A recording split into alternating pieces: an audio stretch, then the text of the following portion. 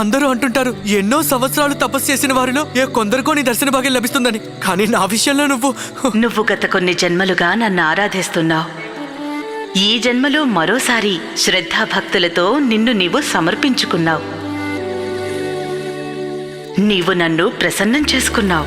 ప్రత్యక్షం కాక తప్పుతుందా రామా? ముందుగా ఈ రూపంలోనే రావచ్చు కదా అమ్మా. మహాకాళి రౌద్ర రూపంలో వచ్చి ఈ అమాయకుండా అలా కంగారు పెట్టేవెందుకు? చూస్తున్నావుగా, ఇంకా భయంతో నా శరీరం మొత్తం ఎండుటాకులో ఎలా వణికిపోతుందో. నీకు భయం దేనికి రామా? నా రూపం చూసి పాపాత్ములు మాత్రమే అలా భయకంపితులవుతారు. ఎలాంటి కల్మషం లేని నీలాంటి వారు నేనంటే ఎందుకు భయపడాలి? అయినప్పటికీ భయపడతాం కదమ్మా, నీ బిడ్డలం కదా. అయినా నేను ఇప్పటిదాకా నీ గురించి కేవలం పుస్తకాల్లో తెలుసుకుని నీ ప్రతిమని విగ్రహాల్లోనే చూశాను. కానీ నీలో వాటన్నిటికంటే ఇంకా ఎంతో మాతృవాత్సల్యం ఉందమ్మా. అమ్మా నన్ను క్షమిస్తానంటే ఇప్పుడు నిన్నొక ప్రశ్న అడగాలని నేను ఎంతో ఉబలాట పడుతున్నాను. అది విని ఆగ్రహించమని అభయమిస్తావా? నిన్న ప్రశ్న అడిగే దుస్సాహసం చేయవచ్చంటావా?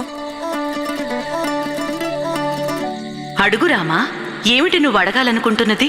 ఏం లేదు, అదేంటంటే నీ రూపం చూస్తేనేమో విరాట రూపం కదా. సామాన్య మానవులకి కొంచెం జలుబు చేస్తే చాలు, వాళ్ళకున్న ఒక్క ముక్కుతోనే తలకిందులవుతూ ఉంటారు. నీకు ఇన్ని తలలున్నాయి, ఇన్నేసి ముక్కులున్నాయి. అమ్మ, మరి నీకొకవేళ జలుబు చేస్తే అప్పుడు నువ్వు అన్ని ముక్కులు ఎలా తుడుచుకుంటావు?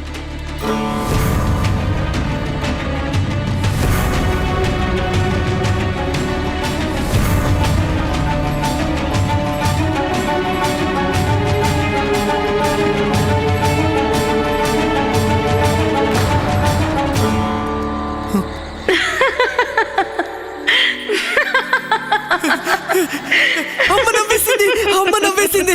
ధన్యుణ్ణమ్మా, ధన్యుణ్ణి. అమ్మా, నేను అనుకోని సృష్టిలో ఇంతటి సౌభాగ్యం ఇంకెవరికీ దక్కి ఉండదు. నిన్ను సాక్షాత్కరించుకుని ఇలా నవ్వుతూ చూడగలిగానమ్మా. ఇలాంటి చిలిపి ప్రశ్నలకు ఎలా సమాధానం ఇవ్వను రామా? ఇలాంటి ప్రశ్నలు కేవలం నీలాంటి కపటం లేని ఏ పాపము ఎరుగని భక్తుడే అడగగలడు.